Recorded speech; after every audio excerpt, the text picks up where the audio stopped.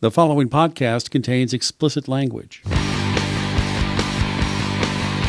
Thank you for joining us. This is Paul Wilson. And I'm Danny Voss. And we're here with the Diesel Performance Podcast. We dragged a couple of mucks in here today, huh, Danny? We got them here. We got them on the hook.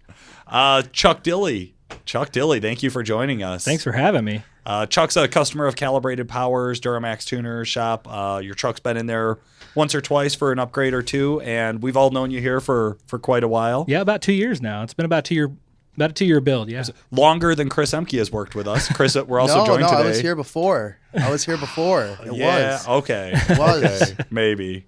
Dude. Maybe. Come on. Known liar, so I don't know about that. Thank you for having me. I'm sorry. Yes, thank you for joining us, Chris. No, we always love when Chris is on the show. We asked him to stop in because we're just sitting around talking about Chuck's truck, and I think the conversation really started rolling as 1,000 horsepower daily drivers. Right. So, Chuck, why don't we start at the beginning, though? Tell us a little bit about what got you into diesel performance. I've always been a big fan of the amount of power and the horsepower and the torque coming out of a diesel engine, and it all started with an old 7.3. I had a 2002 7.3. Just a pig. It was a pig. Gutless, and new body style. Yeah. I love how you're staring at Paul saying a 7.3 is a pig when his daily driver is sitting out front right now. It's an old body style. Hey, keep stick going. shift. It's still a pig. Fuck Continue. you. It started. It did start. It started every time. It all started with that, and then I sold it. I needed something that got way better fuel mileage, so I ended up selling it. And then when I got the opportunity to get back into it, I really wanted to do a GM. The area I live in is pretty heavy with the Cummins, and I wanted to be different. And so I went with I found one online, and it already had a built motor or a built trans. It already had twins, and it already had dual fuels on it. So it was already a pretty good start. Hell yeah. After that, it just snowballed. I mean, just like it usually does. You start off with a number, and you get kind of used to that power, and you just want more. So I eventually went with built motor. After built motor, it was on from there. Pardon the interruption. This is Nick with Calibrated Power Solutions. If you can appreciate the kind of advice that Paul and Danny are giving our listeners on this episode and would appreciate that kind of personalized advice, I would encourage you to check out calibratedpower.com and Duramaxtuner.com, where you can get a hold of our guys and get that kind of personal attention 5 days a week, 8 hours a day. 815-568-7920. Back to the podcast. So what was that number that you were chasing, Chuck? What were you trying to chase down? Original number was 800. The truck started at 670 something. After the built motor, it had an older set of 60 overs in it and an S7 or S475, and over stock. Yeah. And the truck ran great. But then, like you said, you get used to that power, and so once you get used to that power, usually most guys start buying more shit. yeah, Right? yeah. One of the things that I'd like to touch on quick, and you had a horsepower goal in mind. 800 was the number. That's what we were chasing. Now, we ended up hitting that number, okay? One of the things that I talk to a lot of guys, you guys as well, is reliability at that power level. Mm-hmm. Does a built motor mean it's forever a built motor and it's reliable? Let's touch on that now. No, actually, it is not. It's amazing how you can tear up a built motor at a stoplight. Prime example, I'm sitting at a stoplight. All of a sudden, it sounds like a gorilla trying to get out from underneath my hood. What was her name?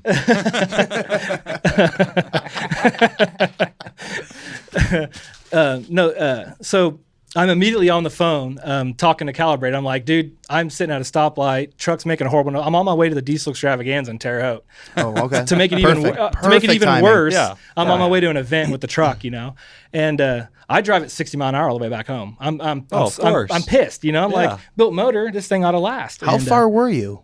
About 15 minutes. Okay, so not too far. Not too far. Okay. Oh, heard a terrible noise under the hood and stayed in it. Huh, Chris? I've been there, done that, and I paid the consequences. When in doubt, throttle it out, Thank you. Hey, someone is smart in this room, okay? It's already broke. You might as well, but no. Enjoy it. That works when you're like ATVing and like motocross and not in your truck, just so you know.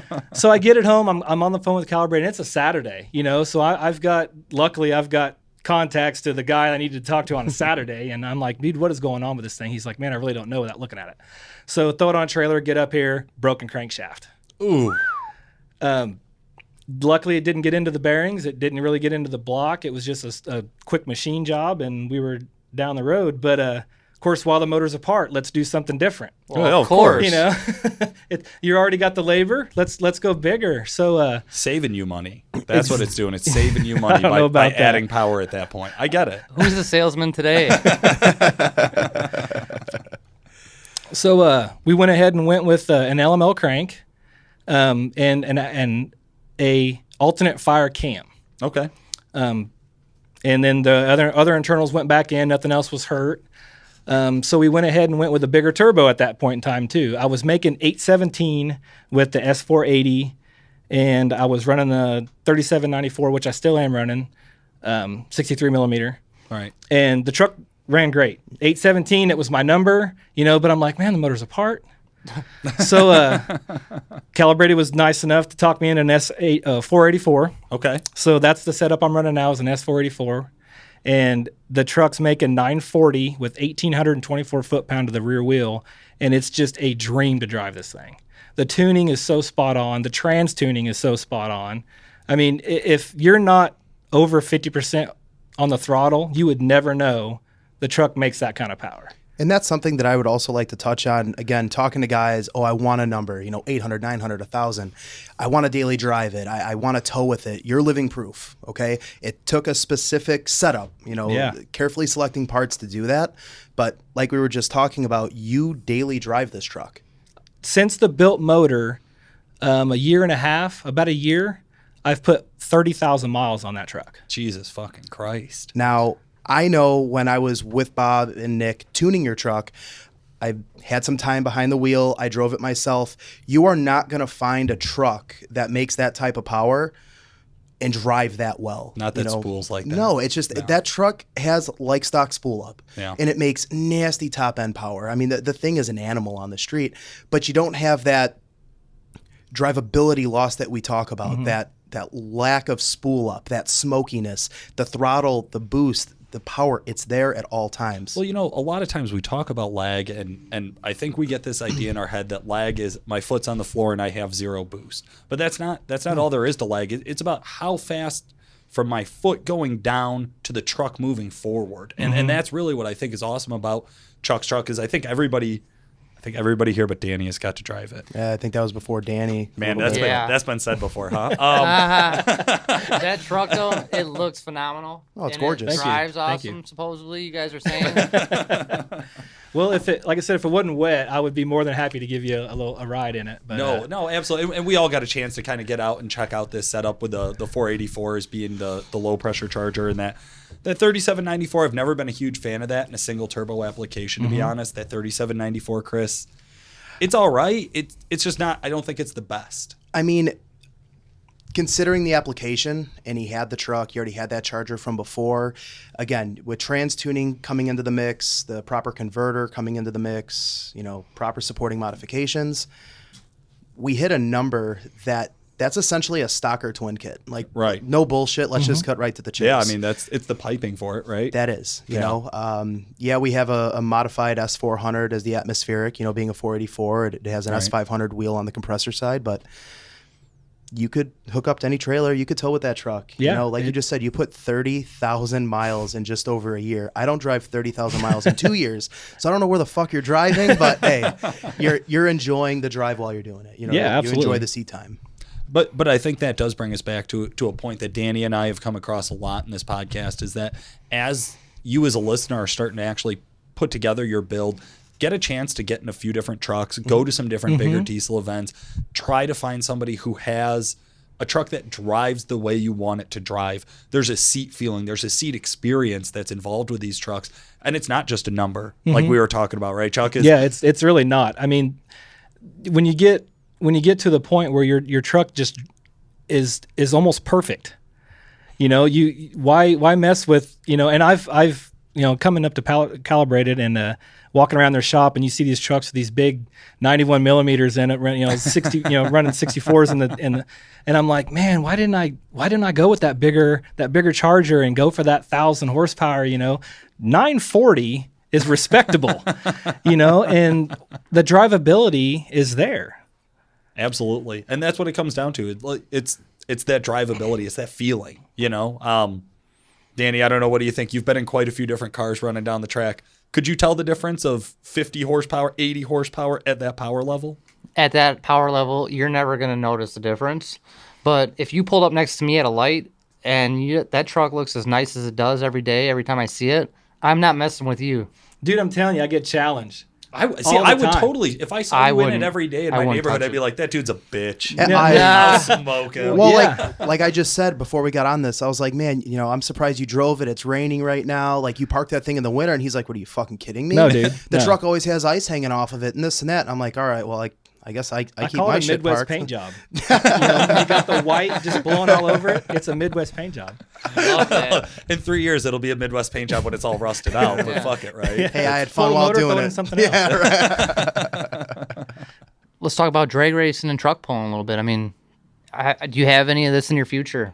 The truck pulling thing would be hard with the twin kit. It's real hard to find a small local show that'll let you in with a twin. Open class. Yeah, like a brush pull or something like that. Very few have an open class around me, so I'd have to travel to do that. Okay. There is an 8th mile drag strip near me. That is a possibility.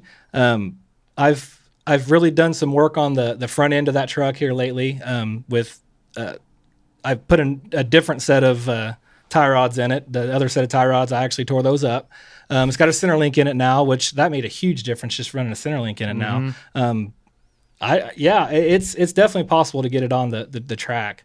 Definitely. We love to see you out at the diesel drags. No races to date in the truck. No.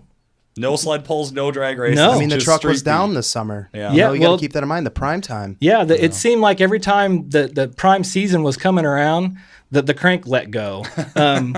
It's the other time was I sheared bolts off of the torque converter.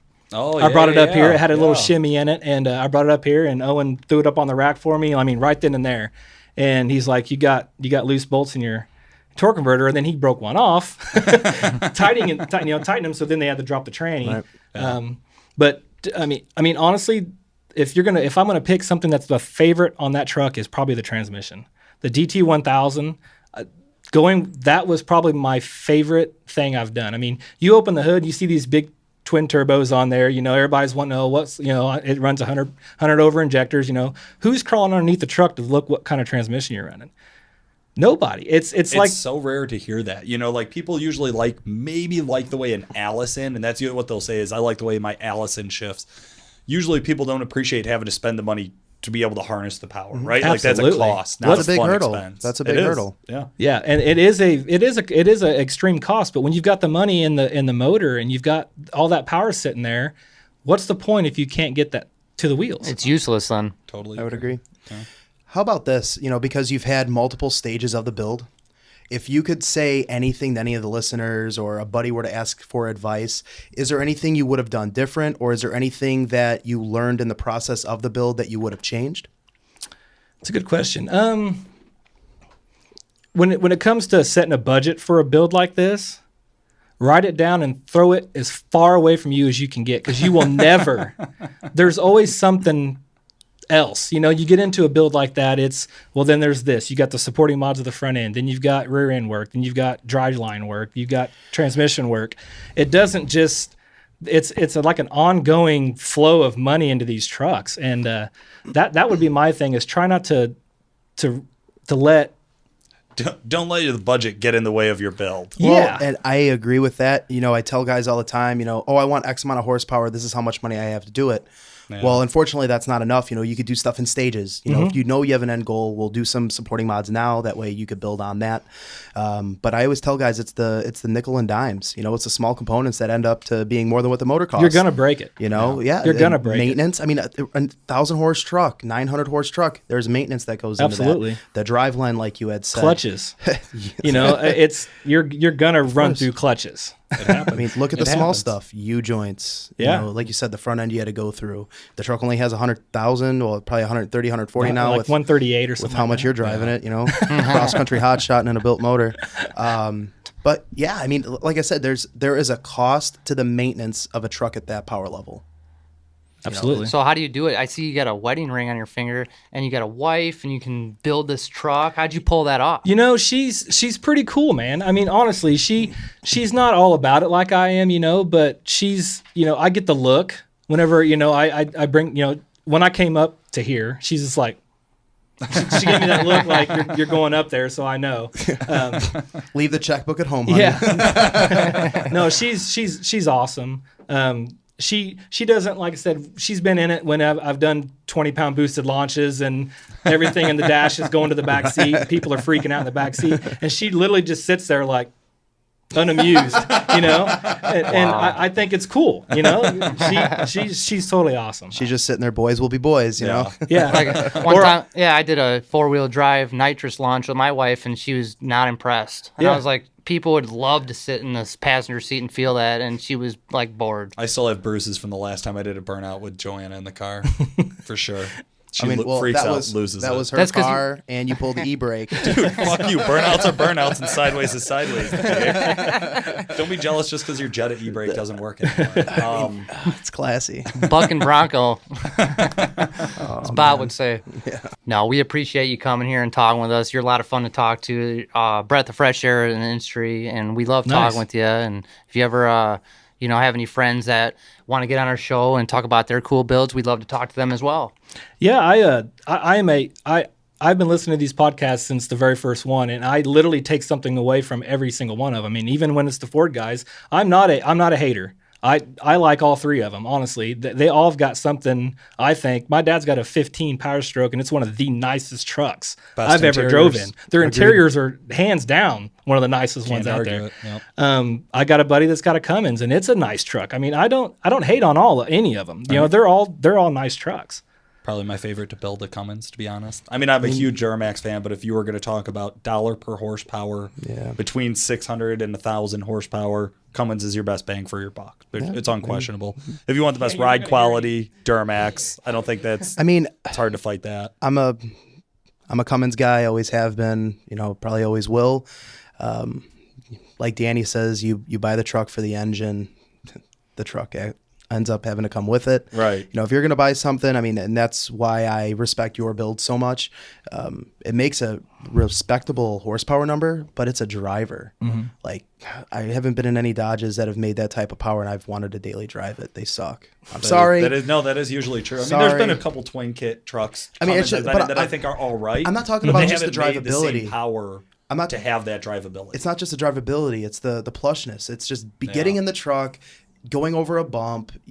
You're not feeling the frame of the seat, you know, rubbing into your ass. Like, you know, I mean, even the new 4Gen trucks, they're nice. You know, they are really nice. But, you know, I would have to say if I'm going to buy a cruiser, it is going to be a Duramax. I've owned several Duramaxes myself too, LBZs, LB7s, LOYs. If I'm buying a cruiser, it's going to be a Duramax. It's just the pocketbook to build one. You know, I mean, you have the perfect cruiser that, you know, makes north of 900 horse. I mean, Do we have any no way around media it. we can post on this link so we can show our listeners what we're actually talking about? We might even have a couple of outtake videos with old Chuck Dilly in them, and we'll see if we can get a link up to Do those. not post that. I know exactly where you're going with that, and I think the best video that we could have posted if we had his reaction at the Dyno Day this past year when the truck made 800 horse. Yeah. Yeah. He was happier than a fucking 5-year-old on Christmas. I shit you not. Check. Like, he was just glowing with excitement.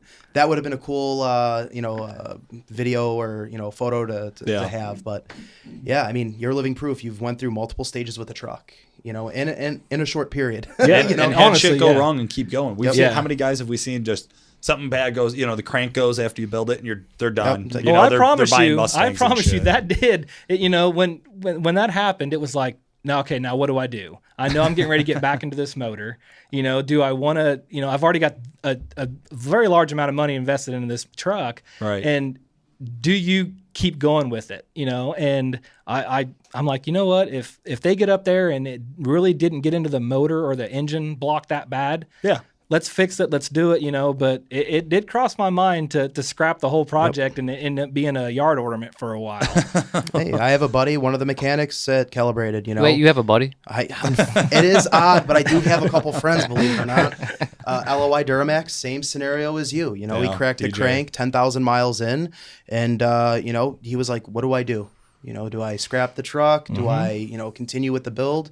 He pulled a Chuck Dilly. He went forward, had another motor built. He drove like 30 miles with the cracked crank. Didn't get into the motor. Everything was good. He just had to buy a crank. All right. So and he did an alternate firing order cam second go around. So definitely you learn from your first. First round. I mean, sometimes you got to pass up that impulse to just say fuck it and walk away, right? Sometimes it does take somebody who's really into this sport, really into this industry to stick with it. Somebody like Chuck or somebody like DJ, and we really appreciate that. And I think our listeners for the podcast do as well. So I do just want to say thank you, Chris Ehmke, for joining us. Thank Thank you Chris. very much. Thank you. Yeah, Chuck for sure. Dilly, we always appreciate you coming by. We'll definitely have you back on the show. Awesome, I hope so. In the future. Yeah, we're holding you to that. Hey, I'll be up here. The season, the weather's starting to change. 1/8 mile track, 1/4 mile track. what I'm saying. Put the power to the ground, get some numbers out of that thing. Just don't let Paul drag race this thing. Make sure you're behind. Bullshit. Come on. Bullshit. Thank you guys very much. This has thank you. been Paul Wilson. I'm Danny Voss. Thanks for listening. The Diesel Performance Podcast is brought to you by Calibrated Power Solutions, home of Duramaxtuner.com, developer of performance engine and transmission calibrations for a wide variety of late model diesel powertrains, including the Duramax, Cummins, John Deere, Jeep, and many more. For more information and the best customer service in the industry, check out calibratedpower.com or call 815-568-7920. If I saw you in it every day in my neighborhood,